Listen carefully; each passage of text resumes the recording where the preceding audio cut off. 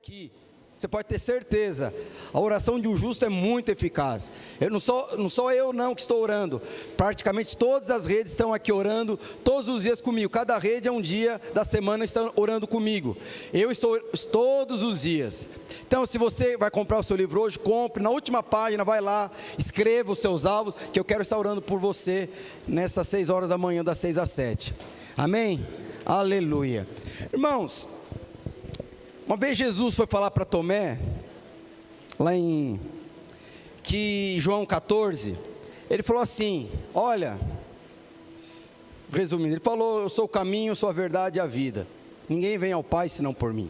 Jesus estava falando, eu sou o passaporte para você ir até Deus, não tem como você chegar a Deus se não for por mim, eu sou o caminho, eu sou a verdade, eu sou a vida. Você tem um exemplo aqui que está até no livro, digamos que tem 2 montanhas, imagine que tem uma montanha que está pegando fogo, a montanha entrou em erupção, está caindo lava. Eu não já sei os parques dos dinossauros, que eles estão lá na ilha, de repente começa a erupção, os dinossauros saem correndo, não tem para onde ir e tal.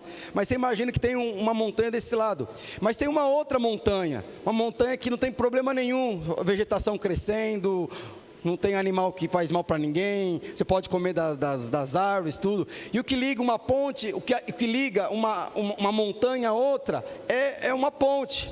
Essa ponte se chama Jesus. O que a palavra de Deus fala? Ninguém vem ao Pai senão por mim. Essa montanha toda destruída, cheia de fogo, erupção, aponta para a sua vida e para a minha vida aqui nessa terra. A palavra de Deus fala que o mundo jaz do maligno. Vou falar muito de filme então hoje. Alguém assistiu já o filme do Titanic? Reinaugurou depois de 25 anos. Quem assistiu a primeira vez, então já uma certa idade. E 25 anos. E no filme, tem uma parte lá do filme que acontece. Quem viu o filme, né? Vou dar um spoiler aqui para quem não viu. A maioria dos adolescentes não assistiram. E aí o navio passa lá e passa no iceberg lá e faz um rombo enorme no Titanic. Aí o que o cara lá que está à frente lá do Titanic, o coronel, general, não sei a patente dele, ele pega e ele fala, olha, o navio está comprometido, vai afundar, cada um vai atrás do seu barquinho aí que o negócio vai afundar, está comprometido, não tem como. É esse mundo, o mundo que nós vivemos já está comprometido. A palavra de Deus fala que esse mundo jaz do maligno, por mais que você coloque sua expectativa, mas vai afundar. E a palavra de Deus fala que existe um caminho para nós irmos para o outro lado que há a salvação, a vida de Deus, a paz, a harmonia, a descanso e a autoridade sobre a sua vida.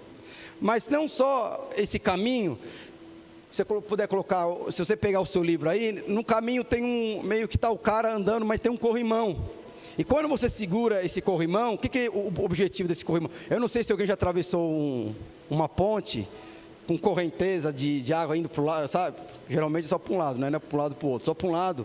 E você tem que segurar assim no corrimão, porque senão você cai na água, você pode afundar, você pode perder. E esse corrimão aqui são as verdades, é o que sustenta a sua vida cristã ainda nesse mundo. Porque a palavra de Deus, eu vou falar um pouco sobre isso, a palavra de Deus fala que nós somos embaixadores de Deus. Nós estamos nesse mundo, mas não pertencemos a esse mundo. Os nossos valores não são os valores desse mundo. Por mais que você continue desejando as coisas do mundo, isso não pertence a você. Você não nasceu para isso, para comer comida de porco. E então eu queria falar nessa semana sobre o corrimão, que é as verdades, que Jesus ele fala, eu sou o caminho, eu sou a verdade, eu sou a vida. Semana que vem eu quero falar sobre o caminho, depois sobre a vida. Mas essa semana eu quero falar aqui rapidamente sobre algumas verdades, que ele fala, eu sou a verdade. Por que é muito importante saber qual é a verdade? Porque são as verdades que vai te sustentar, são as verdades que sustentam a sua vida, são as verdades que te dão segurança, são as verdades que te capacita, que te dá instabilidade. Amém? Eu gostaria que você abrisse a sua Bíblia em João capítulo 1, verso 12.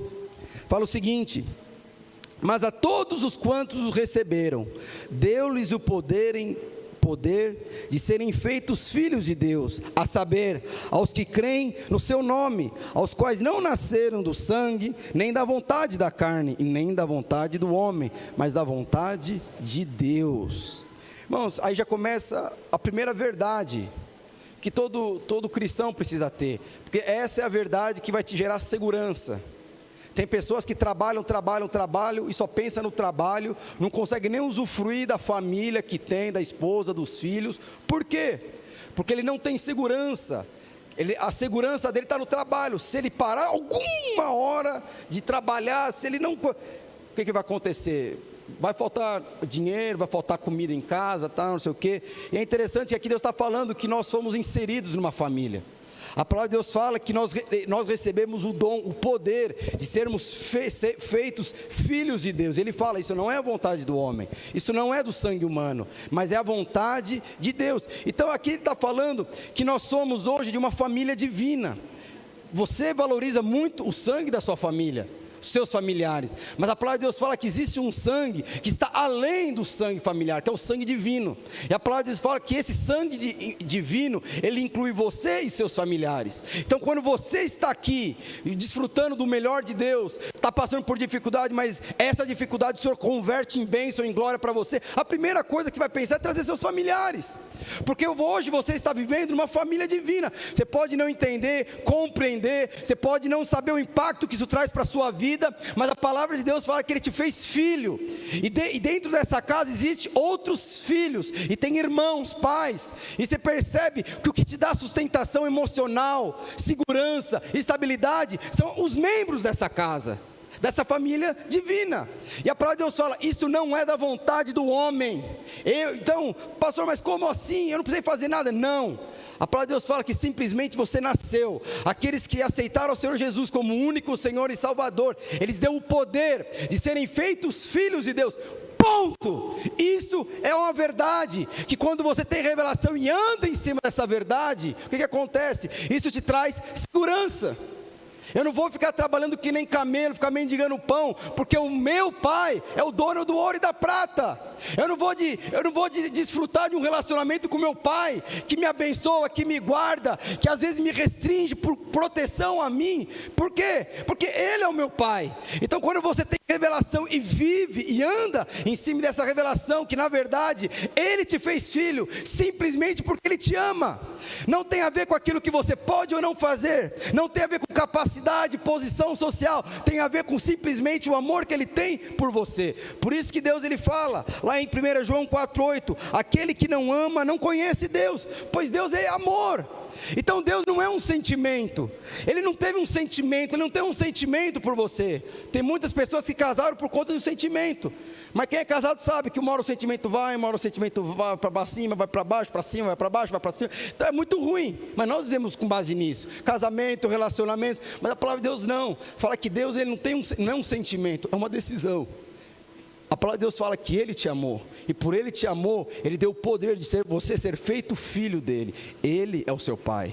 E muitos não conseguem ter estabilidade emocional, segurança na sua vida, segurança naquilo que você precisa fazer no seu dia a dia, porque você não vive essa realidade. Ele é o seu Pai. Eu estava explicando hoje de manhã, uma família normal tem um pai, tem uma mãe, tem os filhos. Quando existe a ausência do pai na casa, quando a mãe tem que fazer o papel do pai e da mãe, isso gera um buraco emocional na vida do filho. E quando a mãe se ausenta, o pai tem que fazer o papel do pai e da mãe, isso gera um buraco emocional na vida do filho. Agora pode estar os dois na família, mas não tem papel nem de pai nem de mãe, os papéis estão invertidos, isso gera também um buraco emocional na vida da criança. Mas você também pode ter seus filhos, e os seus filhos, eles estão ali, mas não reconhecem você como pai, eles não te valorizam, não te respeitam. Isso gera um buraco emocional na vida do pai e da mãe, sabendo que o seu filho está por um caminho que você não queria para ele. Isso gera um buraco emocional. O que a palavra de Deus fala? Que existe uma família que não tem esse tipo de problema, e que se tem, a gente vai falar lá na frente, Ele vai restaurar, Ele vai organizar. Mas não existe buraco emocional naqueles que estão na família divina. E se você entrou com um buraco emocional, Ele vai tampar esse buraco, Ele vai restaurar. Por quê? Porque Ele vai gerar estabilidade, Ele vai gerar segurança na sua vida. Essa é a primeira verdade. E a segunda verdade? Então a primeira verdade é que nós somos filhos. E a segunda verdade, eu gostaria que você abrisse em Colossenses capítulo 1, verso 13 e 14. E Ele nos libertou do império das trevas e nos transportou o reino do seu Filho, do seu amor, no qual temos a redenção e a remissão dos nossos pecados. Aí você fala assim, pastor, mas a minha vida aqui é tão difícil. O senhor fala que eu sou filho, mas misericórdia, eu tenho que trabalhar, essas dias fiquei enfrentando o trânsito, misericórdia. Realmente nós precisamos passar isso porque nós estamos aqui no mundo, e a palavra de Deus fala que esse mundo jaz no maligno, mas Jesus antes de morrer ele fala, tem de bom ânimo, porque eu venci o mundo. Sabe por que você tem que ter muito mais bom ânimo ainda? Porque ele venceu o mundo e ele colocou a própria presença em você. Você pode estar passando dificuldade, pressão, crise, mas quando você está em Cristo Jesus, você pode ter certeza, o destino é a vitória. Você pode ter certeza que essa crise que você está passando, de alguma forma, o Senhor vai reverter em bênção para você. Eu não sei como, e a sua oração deveria ser essa: Senhor, por quê? Não, você deveria ser: Senhor, que bênção que isso vai gerar para a minha vida, porque vai gerar uma bênção na sua vida. E aí o que ele fala? Que ele transportou. Aí você fala, pastor, mas posso ter dificuldade. Aí o que ele fala? Eu vou falar aqui de outro filme. Alguém aqui já viu Guerra nas Estrelas? Aí tem o Darth Vader, mas tem o Império das Trevas. Como não é o Império das Trevas, é o... Como chama lá? O Império lá.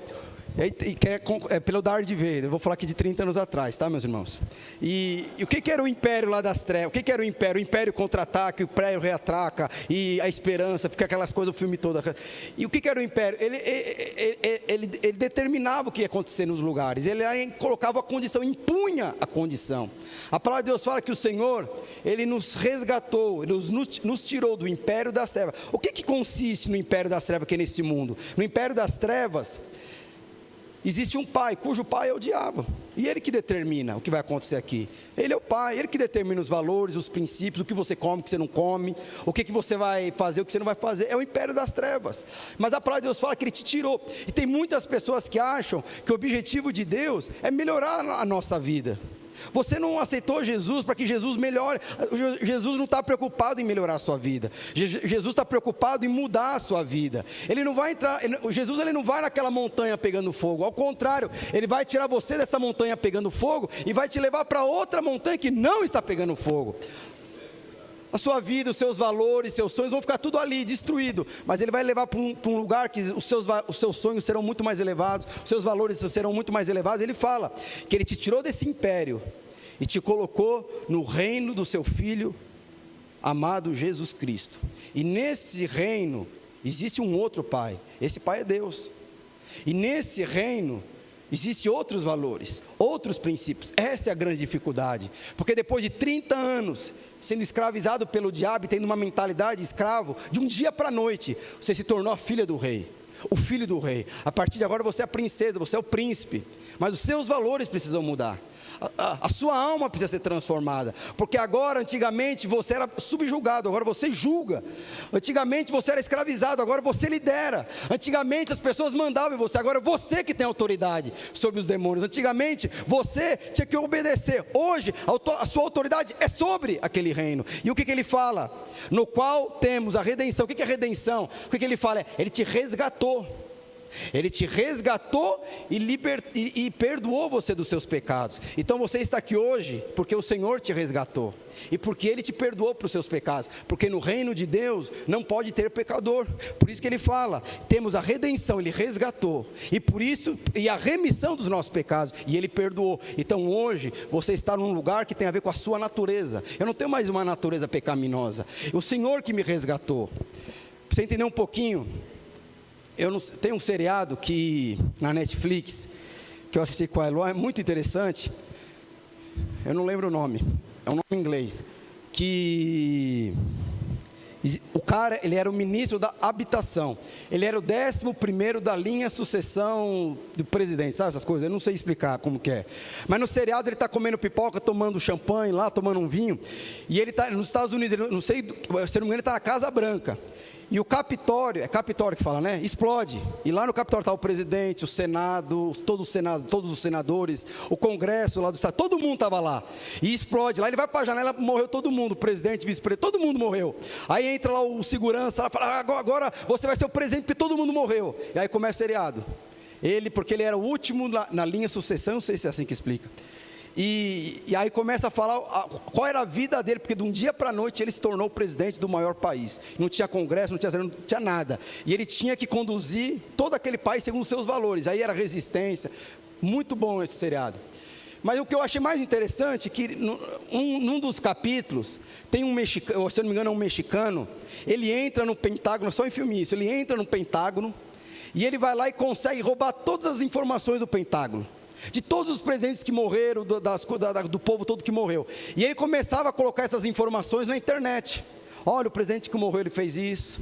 O secretário do presidente era problema de ficar mexendo com mulher, o outro corrupção, e começava a sair na mídia. Aí aquele presidente, ele já não tinha uma reputação muito boa, porque ele era o 11º, ele nunca sonhou em ser presidente. De repente os caras estavam tudo questionando ele, e aí ele como atual presidente, pega esse cara até o final do dia, pega ele, prende ele, me traz ele aqui. Aí prenderam ele. Aí ele chega, vem o FBI, CIA, todo mundo lá vem na sala do presidente e fala assim: nós prendemos ele, nós achamos ele, cadê ele? Traz ele aqui. Nós não podemos pegá-lo. Mas por quê? Ele está a 5 minutos da Casa Branca. E por que não pode? Porque ele está na embaixada mexicana. Nós não podemos entrar lá. É isso. A palavra de Deus fala que nós somos embaixadores do rei. O diabo está se levantando contra você, mas não pode fazer nada. Ele está aqui nem aqui, não podemos entrar. Ele está a 5 minutos de mim, mas está lá na embaixada. Em outras palavras, o que ele fala é lei, e nós temos que submeter. É para você entender um pouquinho o que representa o reino de Deus e o império das trevas. Hoje, você vive aqui. Isso para você não pertence mais a você. Você pode sonhar com isso daqui, porque geralmente quando você passa por alguma dificuldade aqui, e você vai passar por dificuldade, porque nós estamos no mundo ainda, no mundo caído. Mas tem de bom ânimo, pois eu venci. E geralmente quando você deseja as coisas daqui, é porque você está passando por dificuldade aqui. E essa é a segunda verdade. Hoje você faz parte de uma família. Hoje você está inserido num reino. Hoje você está inserido numa família. E é isso que vai te dar descanso e segurança na sua vida. De você saber que eu estou na embaixada. O diabo pode levantar, gritar, espernear, mas hoje ele não tem autoridade sobre a sua vida. Hoje ele não tem poder de se levantar. Ele pode pegar tudo ao seu lado, ficar 5 minutos de você, mas ele não tem poder de tocar na sua vida, na vida dos seus familiares, nas suas finanças, nas suas empresas. Não tem, porque você foi transportado. Filipenses capítulo 3, verso 12, fala o seguinte: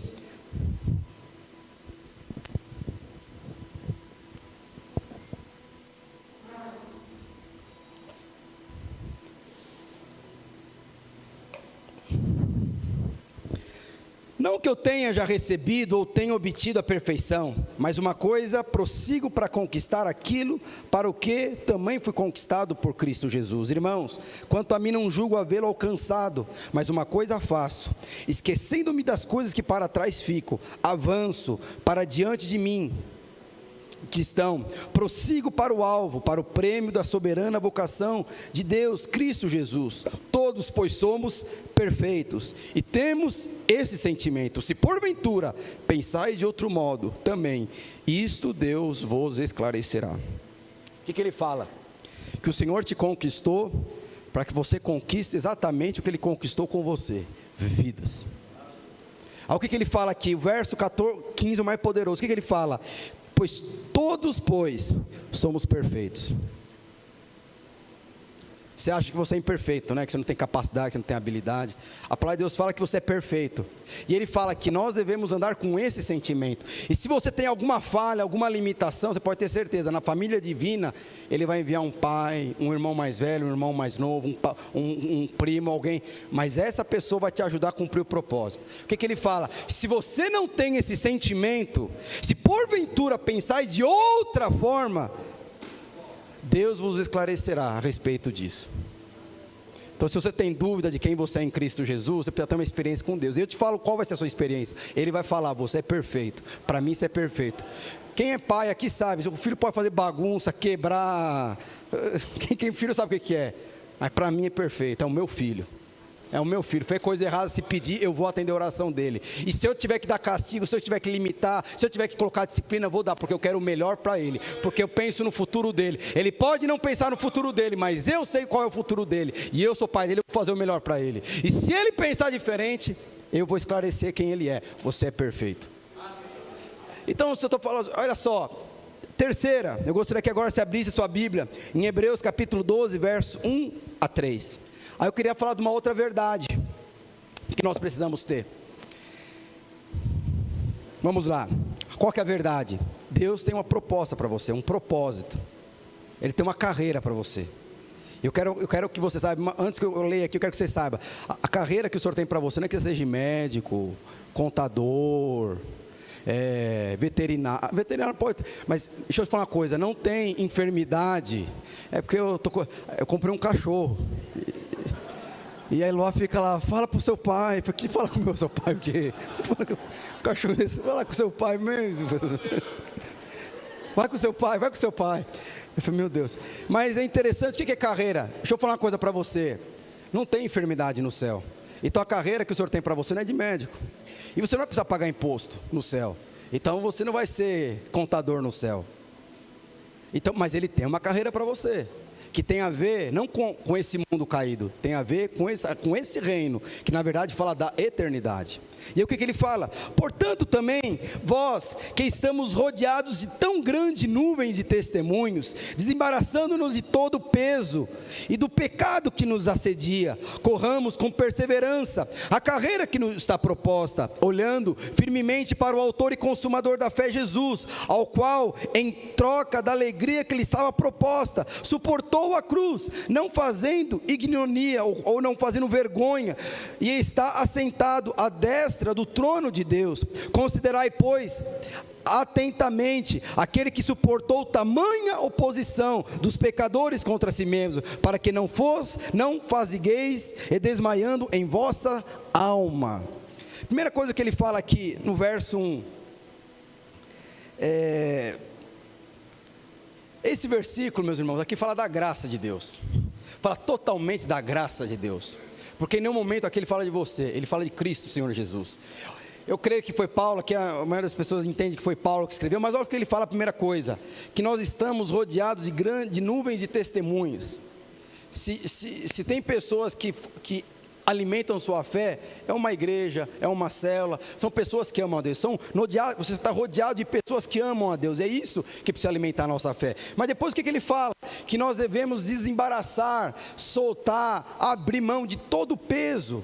Peso aqui não é pecado, peso aqui fala daquilo que é pesado, que te impede, que na verdade atrapalha a sua caminhada cristã. O que te atrapalha? Às vezes é o emprego, às vezes são relacionamentos errados, às vezes é um relacionamento que precisa ser cortado, às vezes é questão de dinheiro, eu não sei, mas ele fala, desembaraçando de todo o peso. Aí depois ele fala, que esse é o mais poderoso, e de todo o pecado, que tenazmente nos assedia. É interessante que ele não fala nesse versículo, que ele vai remover o peso da sua vida, ele não fala aqui que ele vai remover o pecado que te assedia, ele fala que você vai fazer isso. Deixa eu te falar uma coisa para você entender aqui. Jesus ele não morreu pela influência pela influência do pecado, porque Jesus ele não tinha uma natureza pecaminosa. Jesus ele não morreu pela prática dos nossos pecados, porque Jesus ele não tinha pecado. Mas então, pelo que Jesus morreu naquela cruz? Jesus morreu naquela cruz sobre a condenação dos nossos pecados. E o que te faz simplesmente a não pecar mais, é que hoje que a condenação do pecado sobre a sua vida foi aniquilado. Se você for ver em João capítulo 8, verso 10, fala o seguinte: mulher, aonde estão os seus acusadores? Erguendo Jesus e não vendo ninguém, mais além da mulher, peraí, calma. Erguendo-se Jesus e não vendo ninguém mais além da mulher, perguntou: mulher, aonde estão os seus acusadores? Quem que acusa, meus irmãos? É o diabo. Ninguém te condenou. Quem que condena? Quem que poderia te condenar? Quem não tem pecado? Aí verso 11, respondeu ela: ninguém, Senhor. Então lhe disse Jesus: nem tampouco te condeno, vai e não peques mais.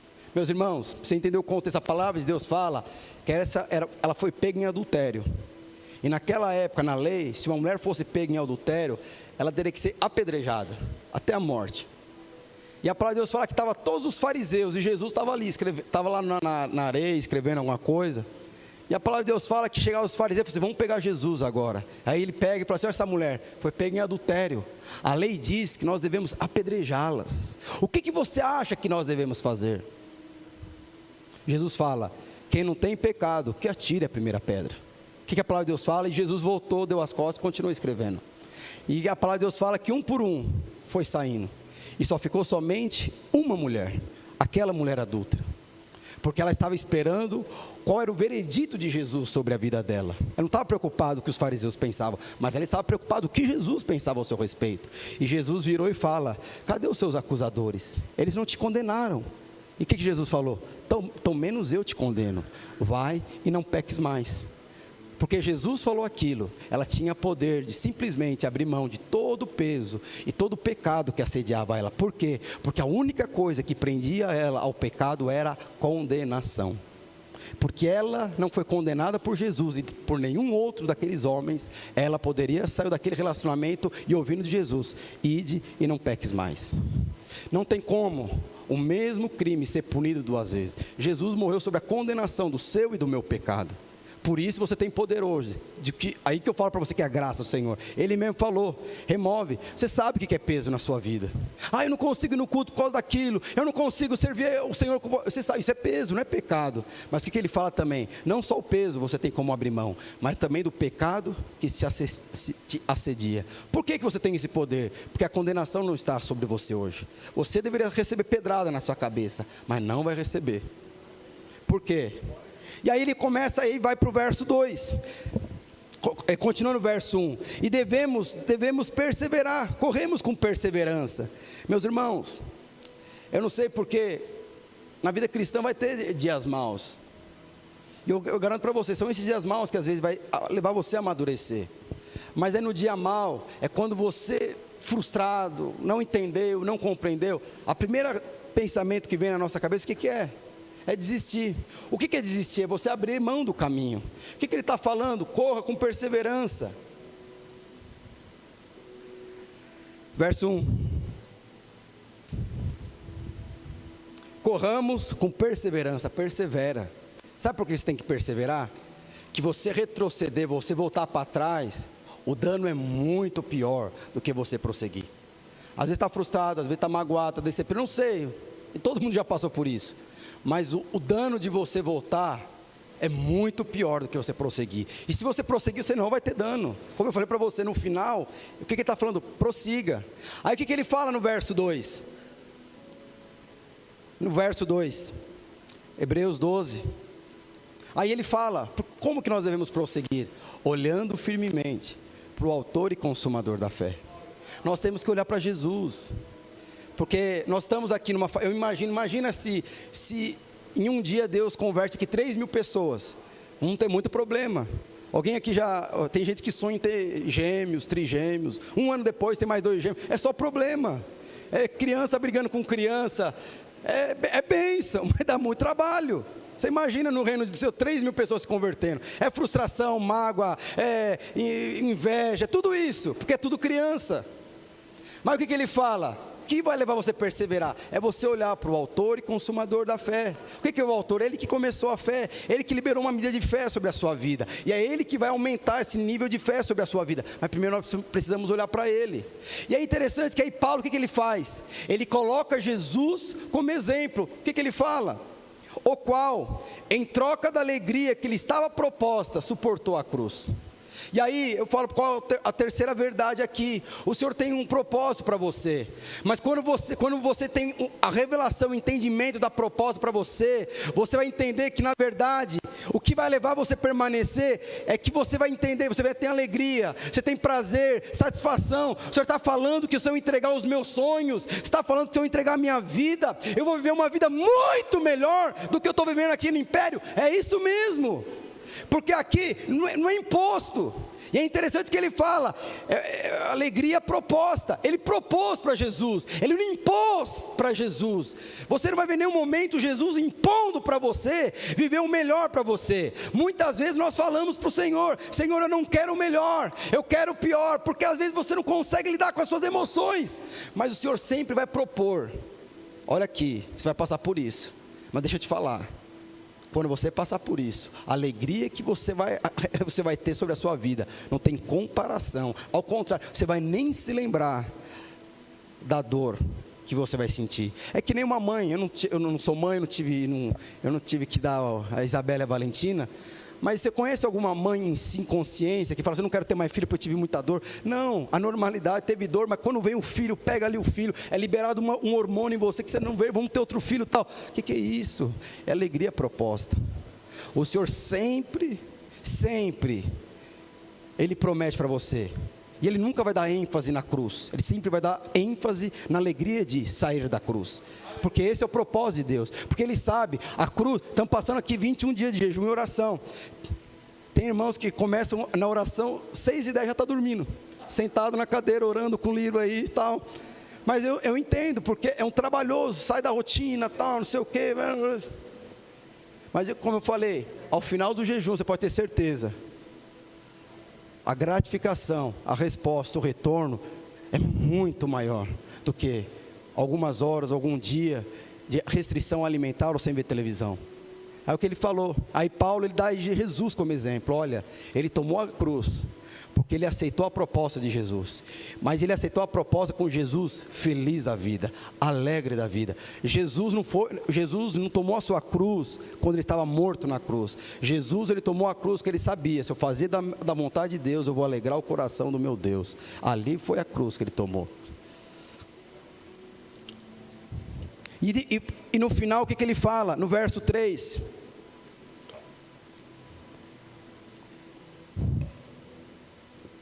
consideramos, pois, atentamente aquele que suportou tamanha oposição dos pecadores contra si mesmo, para que não vos fadigueis, desmaiando em vossas almas. Olha o que ele está falando aqui. Alguém aqui está fadigado na sua alma? Não precisa levantar a mão.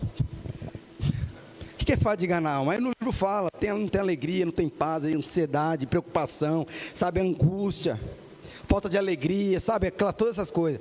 Mas ele fala, por que muitas vezes nós somos fadigados na nossa alma? Porque nós não consideramos o que Jesus passou naquela cruz. Ele está falando: considere atentamente aquele que suportou tamanha oposição contra si mesmo, para que não vos fadigue na sua alma. Então deixa eu te falar, a palavra de Deus fala, quando você considera o que Jesus fez na cruz, que foi por mim e por você, a sua alma não vai ficar cansada. Porque você sabe, se você está preocupado com a sua crise, lembra que Jesus fez na cruz do Calvário. Na hora, não, é fichinha, não é nada. Por isso que Paulo fala, considera. Isso, meus irmãos, são verdades absolutas.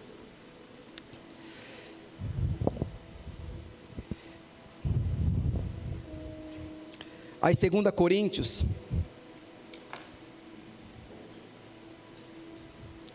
Filipenses 3, capítulo 13.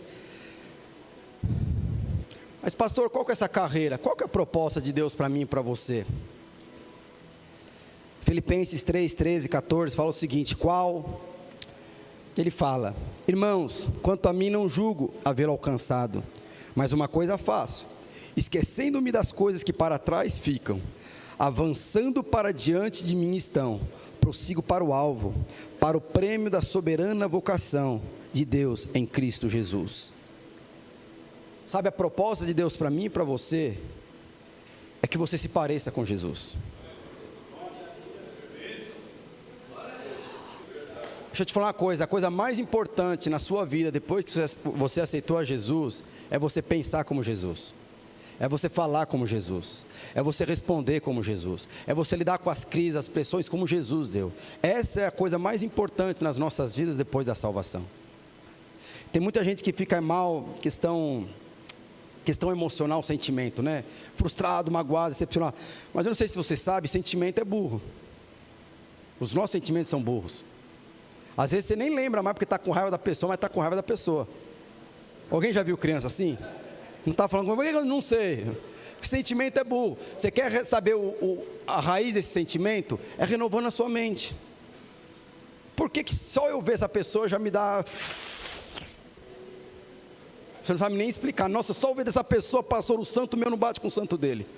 Mas não sei explicar. Alguém já passou por isso? Você consegue isso? Aqui não acontece isso. Mas por quê? Mas por que acontece isso? Mas a gente não consegue discernir os nossos sentimentos. Às vezes está frustrado, está magoado, e a pessoa, não, eu não estou magoado, eu não estou nervoso. Ah, então tá bom. Bom dia por quê? Ele não está nervoso. Mas por que aconteceu? Não aconteceu nada. Mas deixa eu te falar, por que eu estou te falando isso? Esse é o nosso desafio. Não andar por sentimentos. Não andar por sentimentos. A palavra de Deus fala que quando o homem pecou, o homem perdeu a principal coisa que ele tinha, que era se conectar com Deus. E a principal desafio de um pai e da mãe é atribuir os seus valores para os seus filhos. Os meus filhos vão crescer com os meus valores. Não vai roubar, não vai respeitar os mais velhos. Nós precisamos fazer isso. E a palavra de Deus fala lá em Gênesis que Deus fez o homem conforme a sua imagem e semelhança. E ele não mudou de ideia. Ele fez o homem a sua imagem e semelhança. Mas depois que o homem pecou, o que aconteceu? O espírito, ele perdeu a capacidade de se relacionar com Deus. E os seus relacionamentos começaram a vir com base o quê? Na sua alma. E aí você vive, um dia está mal, um dia está bem, você não consegue nem discernir. Aí eu sou bipolar. Já, não precisa nem ir no médico. Eu sou bipolar, é assim, eu sou assim. Falou, eu dou, bateu na direita, eu dou na esquerda. Aí a pessoa fala, meu Deus do céu. Saiba a raiz de tudo isso. O que é isso? É renovando a sua mente. Mas qual que é o principal desafio? Depois que você aceitou a proposta, é se parecer como Jesus, é andar como Jesus, é falar como Jesus. Mas pastor, está difícil. Eu sei que está difícil, mas você pode ter certeza, o Senhor não desiste de você. Ele vai enviar, você é bruto, Ele vai enviar para a sua vida um bruto ao quadrado. Você pode ter certeza. Eu não vou contar aqui outras pregações sobre isso, já pregamos sobre isso. Mas ele vai ver um bruto à esquerda, um bruto. Às vezes você precisa de, sabe aquele bruto, de repente casa com aquela, o líder mansinho, tal. Você pode ter certeza. Por quê? Porque o objetivo de você não é abrir uma célula. O objetivo de você não é multiplicar uma igreja. O motivo de levar você não é levar a sua família a crescer. O objetivo de você é se parecer com Jesus. E quando você se parece com Jesus, é muito mais fácil multiplicar uma igreja, multiplicar uma célula, educar os seus filhos, ser um bom marido, ser uma boa esposa. Tudo tem a ver com Jesus.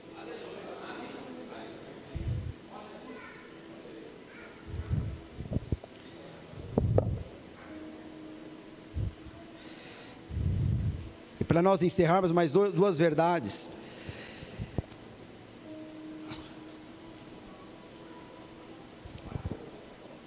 Tem pessoas que acham que o propósito eterno de Deus é salvação. O propósito de Deus sobre a sua vida não é te salvar, não. O propósito de Deus sobre a sua vida é que você se pareça com Jesus. Agora, para que antes você se pareça com Jesus, Ele precisa te salvar. Mas por que Deus não criou o homem para se perder? Deus não criou o homem para comer aquilo que não deveria comer. Deus não criou o homem para entrar onde não deveria entrar. Deus não criou o homem para falar o que não deveria falar. Mas o homem falou o que não deveria falar, comeu o que não deveria comer e fez o que não deveria fazer. Por quê, pastor?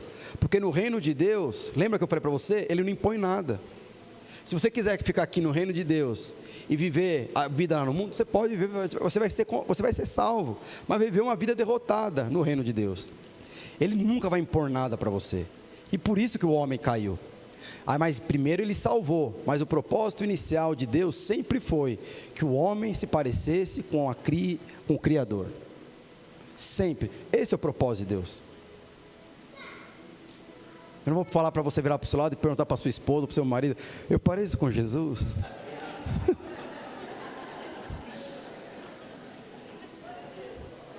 Se você perguntasse para Deus, isso é quebra-gelo, mas se você perguntasse para Deus, Senhor, eu me pareço com o Senhor? Você pode ter certeza que Ele vai falar, parece.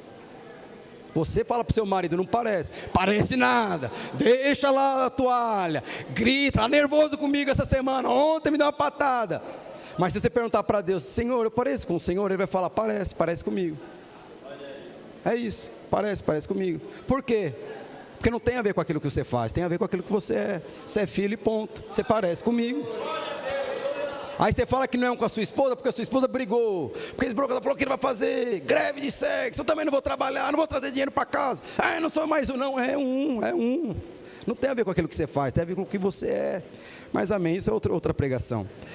Mas você tem certeza, mas o que acontece? Dentro de tudo isso, meus irmãos, você pode ter certeza, o inferno vai se levantar contra nós. Porque o objetivo do diabo é que você não conheça o Senhor, para que você não tenha uma experiência, e o Senhor vai fazer de tudo para que você não cresça, não avance. Deus vai fazer de tudo para que os seus familiares não tenham uma experiência assim como você teve. Mas depois que você teve uma experiência com o Senhor, o diabo vai fazer de tudo para que você não seja transformado. Como que ele vai fazer isso? Colocando peso na sua vida, relacionamentos errados. Olha o que fala. Mas pastor, como que eu faço então? Para que eu não caia nas armadilhas do diabo, para que eu não caia nas artimanhas do diabo.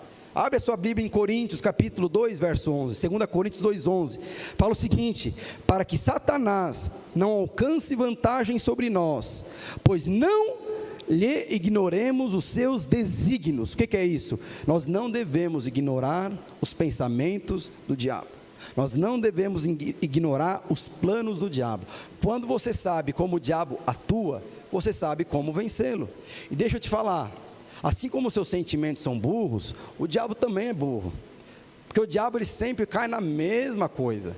O diabo ele só copia aquilo que já foi criado pelo Senhor. Ainda fala que ele que é o original.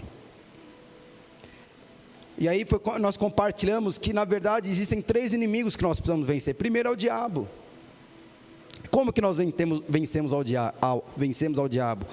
Sujeitai-vos, Tiago 4,17, sujeitai-vos portanto a Deus, mas resiste ao diabo e ele fugirá de vós. Se o diabo não fugiu de vós, é porque em algum momento na sua vida você levantou a bandeira de paz para ele, e hoje ele está lá do seu lado, em paz com você, é seu sócio. Olha o que ele está falando aqui, mas percebe o que ele fala primeiro? Sujeite, obedeça a Deus, obedeça a sua mãe. Aí a Isabela às vezes vem falar comigo, obedeça a sua mãe, você pode ter certeza, no final você vai ser abençoada. Não, mas para obedecer, a Valentina não entende tanto, mas eu falo, obedeça. Não, eu não concordo, não aceito, obedeça a sua mãe. Ele está falando, sujeitamos portanto a Deus e resista ao diabo. Então deixa eu te falar, o diabo vai se levantar contra você, contra a sua família. Por quê? Porque ele sabe que ele já perdeu. Mas quando a palavra de Deus fala que você resiste, ele vai embora. Se você está passando por alguma luta, alguma dificuldade, e você percebe que são atuações malignas no seu casamento, na sua vida financeira, no seu empreendimento, é porque você está no caminho certo. Porque o diabo não vai resistir naquilo que está incomodando o inferno. O diabo só vai resistir àquilo que incomoda o inferno. E a palavra de Deus fala que as portas do inferno não prevalecem contra a igreja. Então a igreja está crescendo, está atuando, e a igreja é sua família, é seu casamento, é sua célula. A palavra de Deus fala que quando a igreja está atuando, está crescendo, as portas do inferno não prevalecem. Mas antes dela ir para trás, ela vai resistir. Então quando há resistência, meus irmãos, fique feliz. Não estou falando para você, feliz, não, mas eu estou no caminho certo. Da mesma forma que ele está se levantando, ele vai cair, e eu vou me levantar. Esse é o primeiro inimigo. O segundo inimigo é o mundo. O que foi semeado entre os espinhos, Mateus 13, 22, o que foi semeado entre os espinhos e ouve a palavra, porém os cuidados do mundo e a fascinação das riquezas sufocam a palavra e ficam infrutíferas. Como que o diabo muitas vezes nos atrapalha? O mundo nos atrapalha, que é o outro inimigo. É quando nós ficamos fascinados com as coisas do mundo. Nós estamos aqui falando aqui, traga a sua oferta, traga seu dízimo. Meu irmão, deixa eu falar uma coisa para você. O seu dízimo e a sua oferta não vai para o céu. Não existe um pique celestial. E você não vai para o céu com dinheiro. Mas a oferta aqui é para sustentar a nossa casa. Como eu falo aqui sempre para você, você vai sempre trabalhar para ter a melhor casa, para ter o melhor carro, mas a sua casa não é melhor que o seu marido, que a sua esposa, que seus filhos. O seu carro não é melhor que a sua família, mas tem muita importância. Agora, quando nós atribuímos mais valores às coisas materiais do que à própria presença de Deus, isso é o mundo. Quando você está fascinado pelo mundo, eu não consigo mais ter prazer no meu carro, porque eu quero ganhar dinheiro, eu quero fazer isso, eu quero fazer aquilo, eu não tenho tempo para isso. Você está fascinado, você está preso no mundo. Isso é o inimigo. Lembra que falou lá no começo? Saiba como o diabo atua. Quando você ignora os planos do diabo sobre a sua família, sobre as suas finanças, sobre os seus alvos, você pode ter certeza, ele vai ser exitoso. Outra coisa, o inimigo da carne. Como que nós vencemos a carne, um outro inimigo? Andando no Espírito. Seja cheio do Espírito. Não tem outra forma, meus irmãos. Sabe o que é você ser cheio do Espírito? É você manifestar a presença de Deus? É você desfrutar da presença de Deus. Eu falei há 2 domingos atrás, eu tenho experiência com a minha esposa todos os dias. Eu não estou falando que eu faço todos os dias, mas eu falo que eu tenho experiências com ela todos os dias. O que é isso? Assim que eu acordo, eu olho para o lado, ela está do meu lado. Eu acordo 3 horas da manhã, a primeira coisa que eu faço, eu ponho a mão do lado e pego, ela é uma experiência. São pequenas experiências que formam o caráter de um homem. São poucas experiências, assim como essa, meus irmãos, que vai fazer você ser forte e prevalecer diante da sua carne. É que a gente só valoriza aquela experiência. Deus manifestou, caiu. Ai, pronto, agora eu tinha uma experiência. 2, pronto, nunca mais tive. Pelo amor de Deus, meus irmãos, é bom ter caído no chão, virar, cambaleotar, não sei o quê. Mas estou falando de experiências. E fala, Senhor, eu não tenho nada hoje, como que eu vou pagar a conta? De repente chega o seu chefe lá e fala assim, olha, eu quero te dar uma bonificação, tal. Foi uma experiência ali, sabe? Você está lendo a palavra de Deus, de repente Deus fala com você, num versículo lá da palavra, você começa a chorar, você está tendo uma experiência com Deus ali. Você acorda de manhã e vai tomar um café, e está se louvando ao Senhor, você está tendo uma experiência com Deus ali. Nós não valorizamos essas coisas, e são essas poucas e pequenas, poucas não, essas muitas e poucas, essas pequenas experiências que te formam o seu caráter e que te levam a vencer a sua carne. Imagine se você tivesse experiência com Deus só no domingo, você está na água. E para nós encerrarmos, que é a última verdade, nós precisamos desejar a volta de Jesus. Abre Timóteo capítulo 4, versos 6 e 8. O pessoal do louvor pode subir.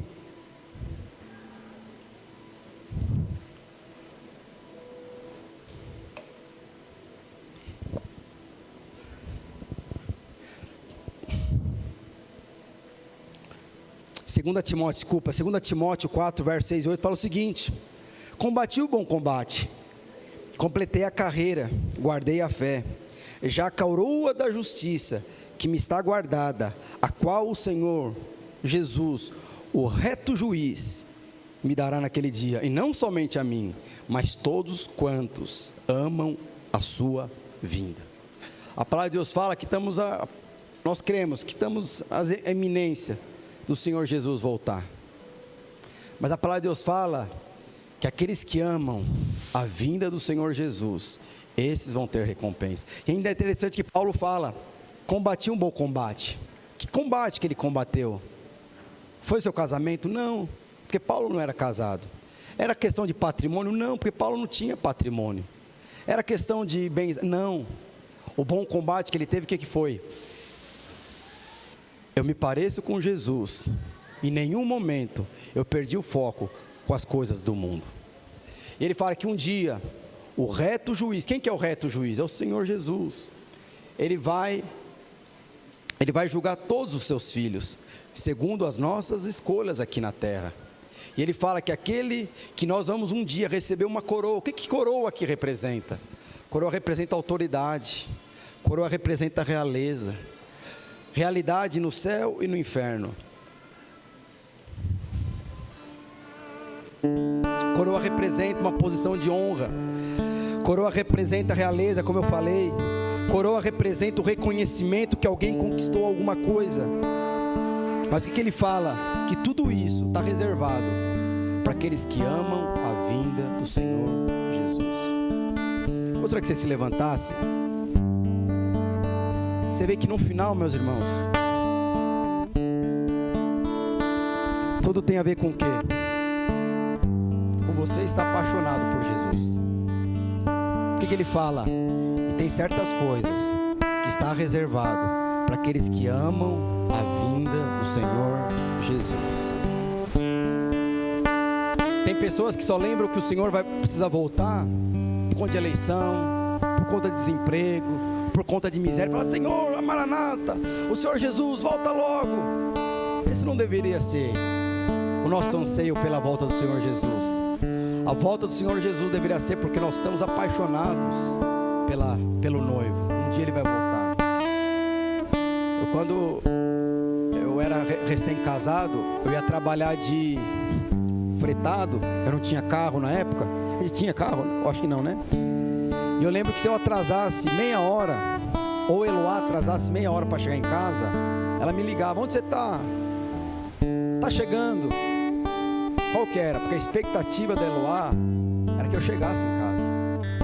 E a mesma coisa era comigo. Se o horário dela era chegar às 18, era 18h30, 18h25, eu ligava: cadê você? Você não chegou?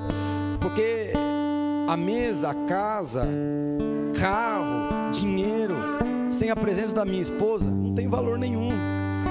Por isso que eu ligava: cadê você? Porque eu aguardava na expectativa que a minha esposa chegasse em casa. E quando a minha esposa chegasse,